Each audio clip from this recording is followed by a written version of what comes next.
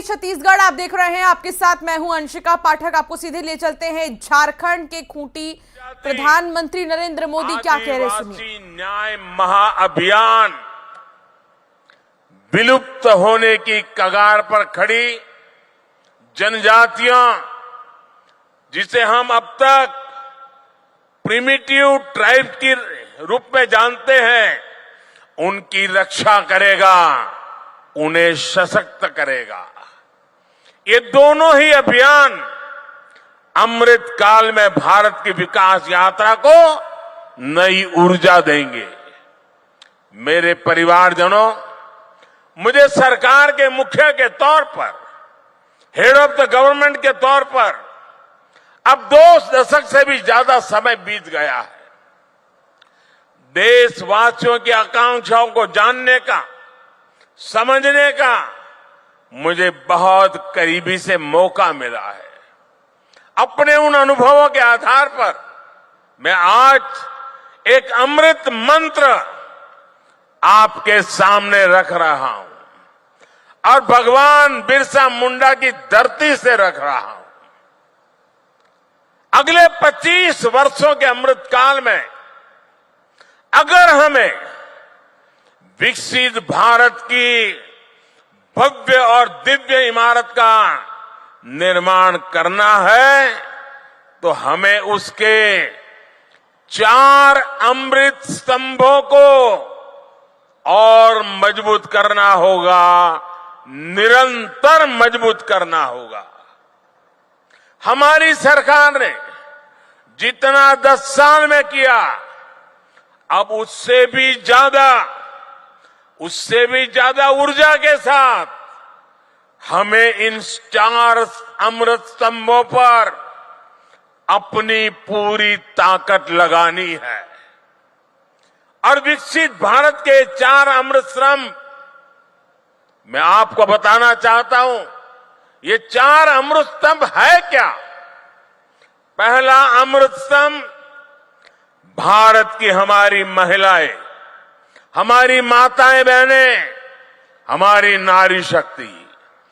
दूसरा अमृत स्तंभ है हमारे भारत के किसान भाई बहन और किसानी से जुड़े हुए जो कारोबार है, चाहे पशुपालक हो, चाहे मछली पालक हो, ये सारे हमारे अन्नदाता। तीसरा अमृत स्तंभ भारत के नौजवान, हमारे देश की युवा शक्ति, जो आने वाले 25 साल में देश को नई ऊंचाई पर पहुंचाने वाली सबसे बड़ी शक्ति है। और चौथा अमृत स्तंभ भारत का मध्यम वर्ग, नियो मिडिल क्लास और भारत के मेरे गरीब भाई बहन। इन 4 स्तंभों को हम जितना मजबूत करेंगे, विकसित भारत की इमारत भी उतनी ही ऊंची उठेगी। मुझे संतोष है कि बीते 10 वर्षों में इन 4 स्तंभों को सशक्त करने के लिए जितना कार्य हुआ है, उतना पहले कभी नहीं हुआ। साथियों, आज तक और आजकल हर तरफ भारत की इस सफलता की चर्चा है कि हमारी सरकार के 5 वर्षों में 13 करोड़ से ज्यादा लोग गरीबी से बाहर निकले हैं। आखिर बीते कुछ वर्षों में ऐसा क्या हुआ जो इतना बड़ा परिवर्तन जमीन पर देखने को मिला है? 2014 में जब हमें आप सबने दिल्ली की गादी पर बिठाया, सरकार चलाने का दायित्व दिया, उस दिन से हमारा सेवा काल शुरू हुआ है। हम सेवा करने के लिए आए हैं और उस सेवा काल की बात करूं तब उस समय हमारे आने से पहले भारत की एक बहुत बड़ी आबादी मूलभूत सुविधाओं से वंचित थी। देश के करोड़ों गरीबों ने इस बात की उम्मीद भी छोड़ दी थी कि कभी उनका जीवन बदल पाएगा। और सरकारों का रवैया भी ऐसा था कि वो खुद को जनता का माई बाप समझती थी। हमने माई बाप की भावना से नहीं बल्कि सेवक की भावना से आपके सेवक की तरह काम करना शुरू किया। जो वंचित थे हमने उन्हें वरीयता देना शुरू किया। जिन्हें सबसे दूर समझा जाता था सरकार खुद चलकर उनके पास गई। जो दशकों से उपेक्षित थे हमारी सरकार उनका संबल बनी, उनकी साथी बनी। ब्यूरोक्रेसी वही थी, लोग वही थे, फाइलें भी वही थे, कानून नियम भी वही थे, लेकिन सोच बदली। और सोच बदली तो परिणाम भी बदल गए। 2014 से पहले देश के गांवों में स्वच्छता का दायरा 40% से भी कम था। आज हम 100% के लक्ष्य पर पहुंच रहे हैं। हमारी सरकार से पहले एलपीजी कनेक्शन सिर्फ 50-55% घरों में था। आज करीब करीब 100% घरों में महिलाओं को धुएं से मुक्ति मिल चुकी है। पहले देश के सिर्फ 55% बच्चों को ही जीवन रक्षक टीके लग पाते थे, आधे बच्चे रह जाते थे। आज लगभग 100% बच्चों का टीकाकरण हो पा रहा है। आजादी के बाद 7 दशकों में चलिए तो प्रधानमंत्री नरेंद्र मोदी को आप सुन रहे थे। इस बीच आपको दतिया लिए चलते हैं। प्रियंका गांधी क्या कह रही सुनिए। एक्टिंग में तो अमिताभ बच्चन के कान काट लें, लेकिन जब काम की बात होती है तो फट से असरानी का रोल पकड़ लेते हैं।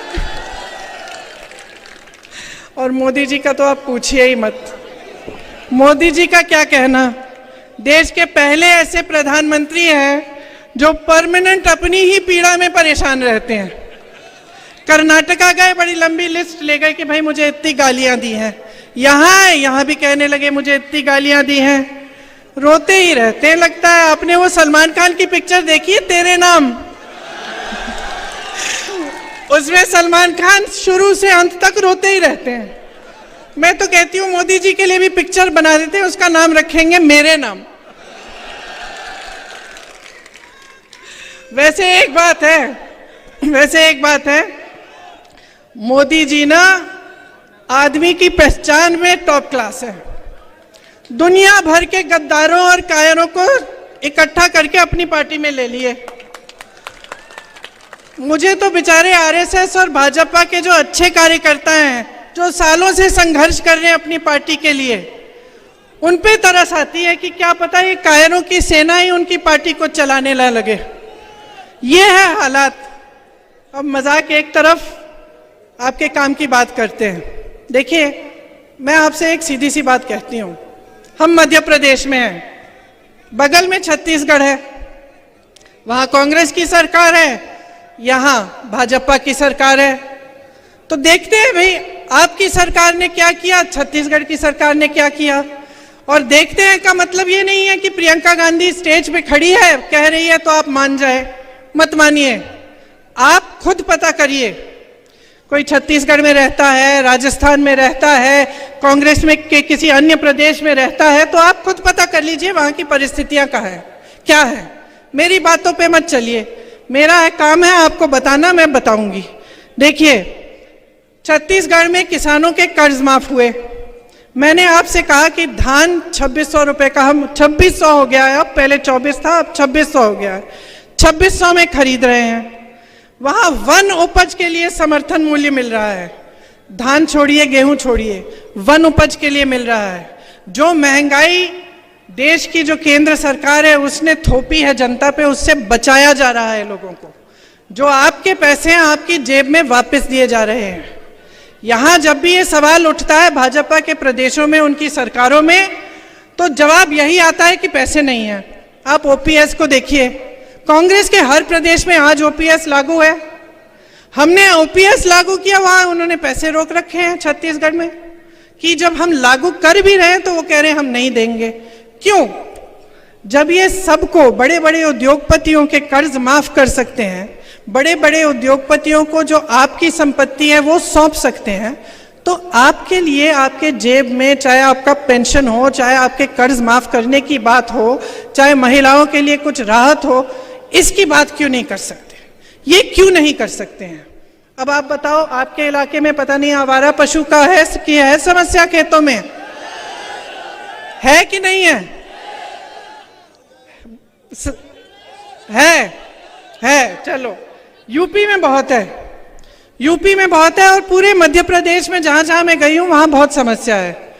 तो अब हम देखते हैं कि भाई आपकी सरकार ने क्या किया, कुछ नहीं किया इसको सुलझाने के लिए। और जो छत्तीसगढ़ की सरकार है कांग्रेस की, उन्होंने देखा कि देखो ये बड़ी समस्या है, इससे किसान जूझ रहा है। रात को आवारा पशु आता है, खेत खा जाता है, तो महिलाएं दिन भर खेती के पहरेदारी करती हैं और रात को किसान जाता है, वो बेचारा बैठा रहता है पूरी रात। तो हमने सोचा कि किस तरह से इस समस्या को सुलझाया जाए। दतिया में आप प्रियंका गांधी को सुन रहे थे, आपको सीधे ले चलते हैं कटनी, जहां पर कमलनाथ का क्या कहना है, सुनिए। इंस्पेक्टर से भ्रष्टाचार की इतनी ज्यादा यहाँ पहचान, पूरा देश देख रहा है मध्य प्रदेश को, और आप सब यहाँ बैठे हैं। आप और मध्य प्रदेश का हर व्यक्ति या तो भ्रष्टाचार का गवाह है या भ्रष्टाचार का शिकार है। सही बात है? जगह जगह मैं पूछता हूँ भ्रष्टाचार के बारे में, कोई खड़ा हो जाता है कि भाई जी पैसे दो, काम लो, 50 एकड़ जमीन हो, पैसे दो और गरीबी रेखा में नाम लिखवा लो। ये हम मध्य प्रदेश का हाल है। मैं तो शिवराज सिंह जी से पूछता हूँ, शिवराज सिंह जी हमने दिया क्या? आज मध्य प्रदेश की जनता को बताइए आपने दिया क्या? महंगाई दी, बेरोजगारी दिया, भ्रष्टाचार दिया, कोरोना मत भूलिएगा, कोरोना ने मौत दी, भूलिएगा मत, भर्ती घोटाले दिए, अभी पढ़ाइयों के बारे में आपने सुना, पैसे दो रोजगार लो, ये शिवराज सिंह जी हैं। बहुत सारी चीजें, बलात्कार दिया, पर एक और चीज शिवराज सिंह ने नहीं दी। ये फोन साइड करो यार। बताऊं क्या? घर घर में शराब दी। आज तो इनकी घोषणा मशीन पिछले 6 महीने से डबल स्पीड पर चल रही है। झूठ की मशीन भी डबल स्पीड पर। 4 महीने से कह रहे हैं मैं गैस सिलेंडर 450 रुपए में दे दूंगा। हाँ ना? किसी को गैस सिलेंडर 450 में मिला? ये शिवराज सिंह का झूठ, इनका तो खाना हजम नहीं होता जब तक ये झूठ ना बोले। और ये आते हैं, मुझे सबसे पहली चीज जब नौजवानों के चेहरे, जब मैं हेलीकॉप्टर से उतरा, इनके चेहरे देखे, मुझे बड़ी चिंता हुई। शिवराज सिंह जी आते हैं तो नौजवानों का चेहरा नहीं दिखता, उनकी आंख नहीं चलती। किसान चिल्ला रहा है न्याय के लिए, उनके कान नहीं चलते, आंख नहीं चलती, कान नहीं चलते, मुंह बहुत चलता है और मुंह चलाने से प्रदेश नहीं चलता। अब तो समय आ गया, मैं ज्यादा नहीं बोलना चाहता कि आज आखिरी दिन है, मेरे दूसरे कार्यक्रम भी हैं और कम से कम एक मीटिंग तो छिंदवाड़ा में कर लूं, तो आखिरी मीटिंग मैं छिंदवाड़ा में करूंगा। सबने मुझे कहा बहुत दूर होगा कटनी, मैंने कहा दूर होगा पर मैं जाऊंगा जरूर, क्योंकि मुझे कटनी को गुलामी से मुक्त करना है, इसलिए मैं जाऊंगा। आज हर चुनाव का बहुत दूर होगा कटनी, मैंने कहा दूर होगा पर मैं जाऊंगा जरूर, क्योंकि मुझे कटनी को गुलामी से मुक्त करना है, इसलिए मैं जाऊंगा। आज हर चुनाव का अपना मायने होता है। मैं 44 साल से चुनाव लड़ रहा हूं, 44 साल से चुनाव जीत रहा हूं। हर चुनाव का अपना मायने होता है। 17 तारीख को जो चुनाव है, 17 तारीख को जो चुनाव है, ये केवल एक उम्मीदवार या एक पार्टी का नहीं, ये चुनाव मध्य प्रदेश और कटनी के भविष्य का चुनाव है। आप ये तय करेंगे, याद रखिएगा, ना दाएं देखिएगा ना बाएं देखिएगा, ना ऊपर देखिएगा नीचे देखिएगा। कमलनाथ का साथ मत देना, कांग्रेस का साथ मत देना, पर सच्चाई का साथ जरूर दे देना। सच्चाई का साथ देंगे तो आप मध्य प्रदेश का भविष्य और कटनी का भविष्य सुरक्षित रखेंगे। आप कटनी को गुलामी से बचाएंगे, ये सच्चाई का आप साथ दीजिएगा। मैं तो आपसे इधर देखता हूं उधर देखता हूं, नौजवान बिना काम के, सही बात है, किसान बिना दाम के, शिवराज जी आप किस काम के?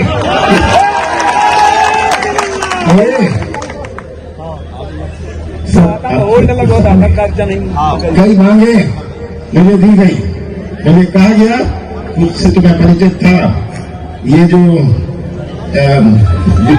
विजयनाथ धाम है शिव मंदिर में, इसको मैं प्रणाम तो करता हूं, पर इसे तो लगातार प्रचार प्रसार का सिलसिला जारी है, लेकिन प्रधानमंत्री नरेंद्र मोदी ने मध्य प्रदेश में ताबड़तोड़ चुनावी सभाएं की। इस पर पीएम मोदी ने ट्वीट किया है। पीएम मोदी ने लिखा, मध्य प्रदेश विधानसभा चुनाव के लिए इस बार का प्रचार अभियान बल्कि जनता जनार्दन से आशीर्वाद लेने का अभियान बहुत ही खास रहा। मैं राज्य के कोने कोने में गया, अनेकों लोगों से मिला, संवाद किया। लोगों में भाजपा के प्रति जो स्नेह है, भाजपा पर जो आस्था है, वो हमारी बहुत बड़ी पूंजी है। मध्य प्रदेश की नारी शक्ति इस चुनाव में आगे बढ़कर भाजपा का झंडा बुलंद कर रही है। जिस तरह महिला सशक्तिकरण भाजपा की प्राथमिकता है, उसी तरह महिलाओं ने भाजपा सरकार की वापसी को अपनी प्राथमिकता बना लिया। आज की नई पीढ़ी भारत के अगले 25 वर्षों और अपने 25 वर्षों को एक साथ जोड़कर देख रही है। इसी के साथ उन्होंने लिखा, इसलिए विकसित भारत के संकल्प को सिद्धि तक पहुंचाने के दायित्व को निभाने के लिए हमारे नौजवान भी कंधे से कंधा मिलाकर आगे आ रहे हैं। प्रधानमंत्री नरेंद्र मोदी ने क्या लिखा है मध्य प्रदेश के दौरे को लेकर, वो आपको हम दिखा रहे हैं। खुशी जाहिर की पीएम मोदी ने कि वो मध्य प्रदेश के कोने कोने गए। उन्होंने आगे लिखा कि लोगों का ये अटूट विश्वास है कि 21वीं सदी का विकसित मध्य प्रदेश सिर्फ भाजपा ही बना सकती है। एमपी के लोग डबल इंजन की सरकार के लाभ को देख भी रहे हैं और इसकी जरूरत को समझते भी हैं। रैलियों में मैंने ये भी देखा कि एमपी के लोग कांग्रेस की परिवारवादी राजनीति और नकारात्मकता से कितने ज्यादा नाराज हैं। कांग्रेस के पास एमपी के विकास के लिए कोई विजन नहीं है, कोई रोड मैप नहीं है। मेरा एमपी के सभी मतदाताओं से आग्रह है कि विकसित एमपी के लिए, विकसित भारत के लिए भाजपा को चुने, कमल को चुने। प्रधानमंत्री नरेंद्र मोदी की तरफ से ट्वीट मध्य प्रदेश के लिए किया गया और देखिए किस तरीके से उन्होंने खुशी जाहिर की। चाहे युवा हो या महिलाएं हो या पुरुष हो, हर एक वर्ग को उन्होंने ध्यान में रखा और साथ ही उन्होंने कहा कि एक नया एमपी बनाने की ओर आगे आए और फिर बीजेपी को वोट दे, ये प्रधानमंत्री नरेंद्र मोदी ने अपने ट्वीट में लिखा है।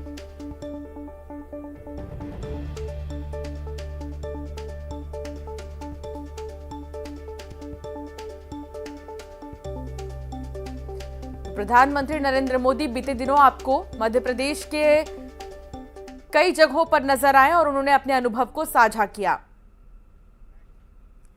इस बीच आपको सीधे बेमित्रा लिए चलते हैं, जहां से अमित शाह क्या कह रहे हैं, सुनिए।